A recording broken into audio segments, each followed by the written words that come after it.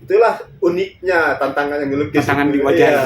Nah, kira-kira apa penyebabnya ya? Nggak tahu, saya juga nggak tahu. Jadi Lah, ada yang baru 10 menit, oh mirip udah gitu kan. Ada yang 2 jam, iya, iya. sehari kok mesti kurang mirip, kurang puas gitu kan. Oh, iya. Salah contoh ini, saya ini belum puas yang ini. Ini udah, tapi ini belum, makanya agak lama, biarin aja dulu. Oh gitu ya. Iya, Jadi kalau sudah agak suntuk dibiarin aja dulu, dilihat lagi ya. Iya, di yang lain. Oh, jadi ada gitunya juga. Jadi sempat pencerahan lah. Mungkin bukan tidak konsentrasi, ya mungkin kekuasaan Allah di situlah. Manusia kan terbatas ya. Iya, iya. Jadi antara tingkat kesulitan lain, apakah bagian tangan juga lebih sulit mah tangan sama wajah, atau ada ini ya? Sebetulnya kalau untuk lukis potret sih kesulitan di muka aja. Di muka aja ya, paling intinya ya. Iya, di muka aja juga. Ini mengolah warna kan, pencampuran warna gitu kan. Kan nggak, warna aslinya kan nggak ada yang gini kan kita. Warna seragam. Kadang warna ini kan seragam itu kejaksaan itu kadang tiap periode suka berubah pembagian tuh kan. Jadi warna yang dikenakan itu juga menunjukkan periode ya. Iya. Tahun berapa, tahun berapa. Iya. Memang ya, kalau ini tahun berapa kan yang ini nih? Awak ini sekarang ini. Sebelumnya warnanya kayak agak merah dikit gitu kan, tergantung gitu ya. Terus ini tanda-tanda, ini kan harus paham tanda jabatan Kajari. Kadang orang kan ngirim belum ada ininya, tapi kan saya pakai foto ini, tapi ini belum saya punya jabatan ini gitu. Tapi ini lagi bagus, saya ini gitu kan. Gitu kasih, harus paham tanda jabatan, ornamen ini kan tanda kepala kamera gitu. Oh kan. Gitu ya. Nah, ini belum kepala gitu. Oh kamera. Gitu. Tapi mungkin dari sana juga kan? Iya dari sana sih. Karena tiba-tiba itu misalnya pakai kamera, oh saya belum jadi kepala kan? Iya. Misalnya detail-detailnya. Misalnya kalau misalnya, tapi pernah misalnya melukis orang-orang terkenal apa yang pernah kan misalnya yang terkenal gubernur apa? Oh saya yang terkenal Jaksa Agung dari tahun 90. Jaksa Agung zaman Pak Singgi, Pak Hendarman Supaji, Pak M. Rahman, Pak Andi Galib. Oh itu setiap kejagung di? Iya, alhamdulillah setiap perganti kejagung saya lukis. Dan ada yang pesan itu, Jadi kan setelah menteri mereka ya beliau itu kan. Yang terakhir Jaksa Agung sekarang Pak Burhanuddin sudah saya lukis. Keluarganya juga sudah saya lukis. Dan sebelumnya itu banyak Jaksa Agung, Kepala Kejaksaan Tinggi yang level provinsi sering terakhir. Kepala Kejaksaan Tinggi Sulawesi Tenggara. Sebelumnya Jaksa Agung Muda Pidana Khusus Pak Pedri.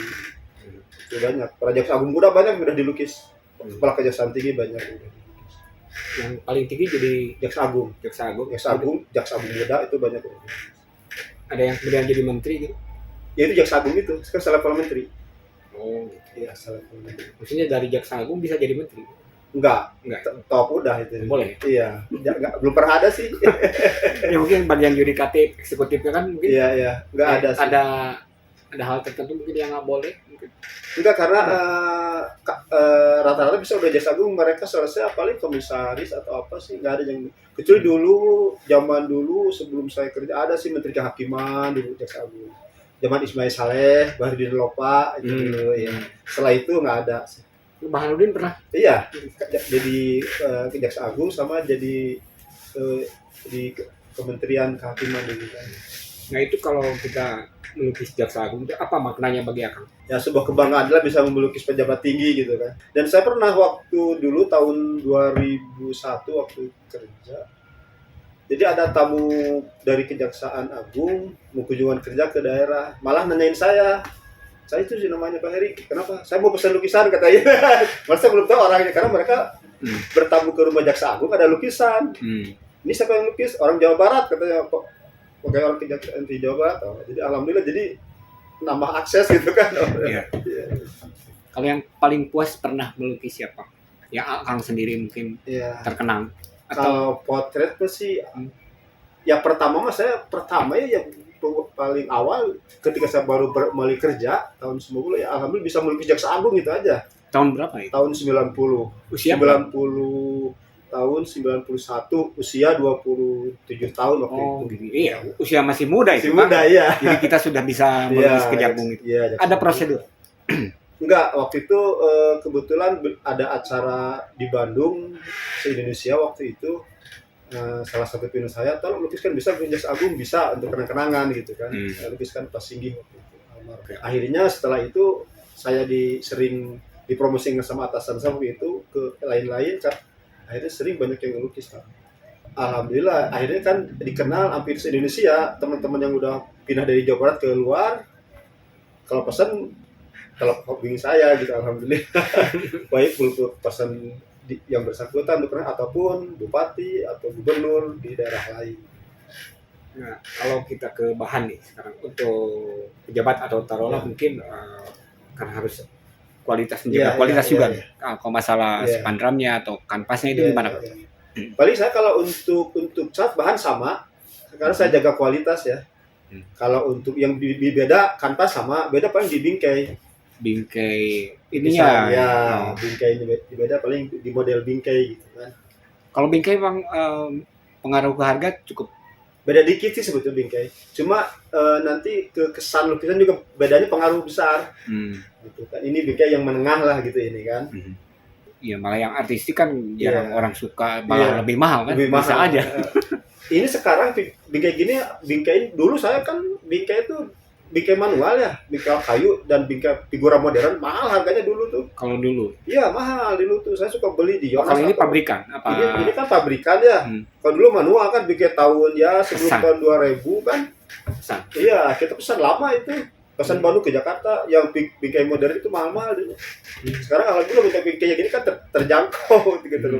Dan cepat lagi prosesnya kan. Iya, sekarang mungkin lebih alatnya juga kan. Iya, alatnya lebih canggih. Dulu bingkai manual. Tahun 90 95 itu sampai 2000 lah masih banyak bingkai manual. Kalau tadi cat standar itu apa yang misalnya merek tertentu atau apa gitu? Saya yang sering dipakai ya Van Gogh, Windsor juga dulu ada Fabio, ini juga pakai Rembrandt gitu kan, untuk muka saya pakai Rembrandt gitu. Kalau Rembrandt tuh warnanya lebih keluar sih, catnya tipis juga bagus, lebih enak. Warnanya cepat muncul. Mungkin ada standar tertentu ya supaya si cat ini lebih lama kan, bisa lebih lama, kuat. Ya. Kalau untuk cat kayak Rembrandt Pak, itu kan tahan lama sih. Yang penting kita juga untuk penguat warnanya pakai minyaknya yang bagus juga. Saya minimal pakai talen dan minyak ya, campurannya. Itu juga bisa meningkatkan warna, mempertahankan warna. Selain mempertahankan warna juga kuat kualitas. Karena sering yang pesan saya itu 30 tahun yang lalu pas bapaknya dilukis di kantor pesan saat anaknya juga jadi orang kejaksaan. Ingat lukisan bapaknya, akhirnya dia pesan itu kan lukisan akangnya masih ada udah 30 tahun. Ya akhirnya pesan lagi, bukan pesan lukisan dia, pesan lukisan bapaknya buat anak-anaknya gitu kan. Jadi diduplikasi. Itu, buat dikasih buat anak-anak ya, kan anaknya kan banyak gitu. Iya. Jadi T1 jadi pesan 4 di sini karena buat anak-anak. Kalau lukisan aslinya pertamanya masih bagus udah 30 tahun gitu. Ya ini karena yakin ya. Yakin ya kualitas kelihatan itu ada tahan lama jadi juga ya. Walaupun saya harga ya kita negosiasi aja lah, untuk sama-sama enak lah. Kalau figura juga pesanan dari sana. Dan ini yang kayak gini atau ditawarkan? Kadang figura ada yang saya kasih juga ada yang juga pengen dari sana ada yang juga figura sendiri dia. Nah, untuk kayu kan sekarang pesan di mana? Di Jakarta juga? Kalau untuk bingkai sekarang sih bingkai ini kan fiber ya di sini banyak sih, di Bandung sekarang banyak ada di Kosambi, ada di Braga, banyak sih di Bandung sekarang. Kalau untuk ram saya pesan ke Sanggar Kania, figura juga suka kadang ke Sanggar Kania. Kita kan mungkin sudah lama akan bikin lukisan potret gitu. Ada nggak orang-orang lain yang suka berkunjung kemudian membanding-bandingkan lah atau apa gitu, belajar misalnya ke sini? Ada juga sih, ada yang ya bayar itu studi banding lah istilahnya gitu kan. Ya studi banding karena mungkin mereka realisnya belum untuk nambah pengalaman lah gitu kan, untuk nambah pengalaman ini ada, termasuk saya juga suka berkunjung ke teman-teman yang lain gitu kan. Yang suka juga. Suka saya juga. Kemana tukang yang paling taruhlah mungkin dianggap guru atau idola atau perbandingan yang cocok untuk saya. Ya saya dulu sih kayak ke Paparli, terus ke paling saya suka lihat di ini aja di ada pameran atau lihat di galeri gitu kan. Kayak ke Jakarta saya lihat di Kemang gitu kan. Yang lain juga ada yang lihat ke sini. ya sharing ilmu lah gitu. Selain mungkin pesanan, ada juga nggak misalnya, saya pengen melukis Mick Jagger atau misalnya artis apa gitu? Iya. Ada juga. Saya paling sering pesanan, paling saya melukis kalau tokoh paling cuma Soekarno ya, satu itu aja. Yang lainnya pasti saya koleksi juga sih, lukisan realis ya untuk koleksi sih, untuk pameran. Sendiri misalnya melukis sendiri. Iya. Kalau lukis sendiri saya ada juga sih. Maksudnya ini bukan pesanan tapi akan seneng misalnya Najwa Shihab atau siapapun gitu pernah. Belum sih. Tapi nggak dijual gitu. Belum sih, belum. Paling ya kayak Soekarno ada satu itu termasuk patungnya juga. Kalau Soekarno dipesan juga atau kita aja? Kita itu sih. Seneng aja. Iya, seneng aja sih. Tapi suka pernah saya 3 kali lukis Soekarno disimpan, tapi ada yang beli ya dijual aja, bikin lagi aja. Iya. Ya saya sih nggak berpikir banyak, paling saya hanya untuk meningkatkan pengembangan saya sih, paling ya pengen juga melukis tokoh-tokoh yang lain sih, pengen juga. Cuma ya tergantung satu mungkin dari keinginan juga, ya benar-benar ada yang pesan atau ada kegiatan apalah untuk melukis tokoh-tokoh. Nah setelah dari potret ini kita kembangkan ke figuratif maunya kita sendiri kan, seperti anak-anak, lukisan anak-anak tadi kan, dulu konsep itu. Saya ngomong kan pelukis figural keluarga gitu. Kalau Agnes ini pernah melukis seluruh keluarga untuk pajang sendiri? Saya ada lukisan saya waktu nikah ada. Sama istri. Ya sama istri gitu ya. Anak-anak sendiri-sendiri ada, tapi kalau bersama belum. Ada obsesi nggak untuk melukis figur siapa misalnya? Terus tantangan kedepannya kira-kira apa nih pelukis figur? Ya, tantangan kedepannya sih kalau untuk hobi nggak masalah sih, paling kita untuk bisa berkembang lebih jauh, untuk menembus pasar lebih luas, itu aja tantangannya. Ya mungkin saya bercoba untuk mengembangkan diri dengan ikut berpameran ya sesuai dengan kemampuan saya lah, pengembangan dirinya supaya bisa buka akses lain lah gitu selain pesanan figur ini gitu kan. Saya ya alhamdulillah untuk saya membuat lukisan figur ini selalu ada yang pesan, walaupun kita tidak tahu kapan, alhamdulillah ada terus ya. Saya jadi untuk pameran sih mau bikin konsep ke figur yang berbeda dengan dari yang dipesan seperti biasa lah, paling itu. Saya ingin konsep apakah nanti di cropping atau dengan saya pengen terus mengembangkan ke realis neoklasik kan ke hiperrealis, pengen mencoba saya terus hiperrealis. Nah, saya waktu sekarang udah luang pengen mencoba, walaupun kan usia tidak berpengaruh terhadap usia lah gitu kan. Iya. Pokoknya ya sehat-sehat saja lah.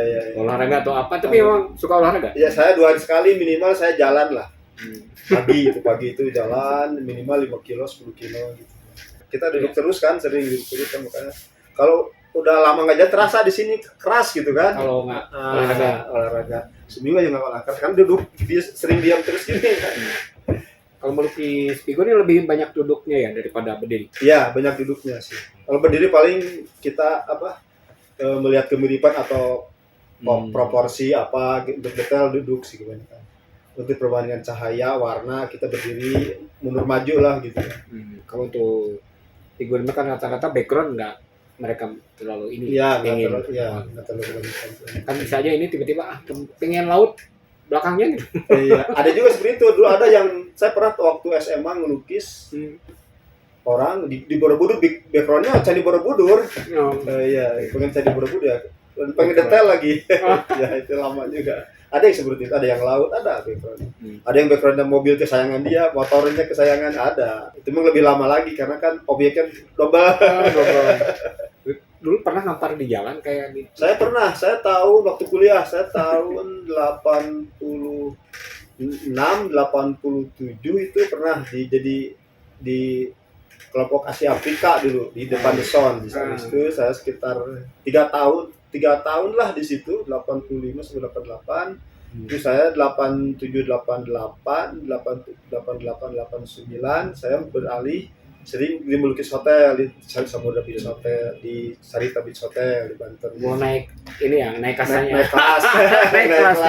Alhamdulillah di situ gitu pakai dolar dari situ. Ya bisa naik kelas saya dari situ. Jadi dari situ udah jarang lah ke pelukis jalanan, sekali-kali lah gitu kan, sampai representasi sama teman-teman.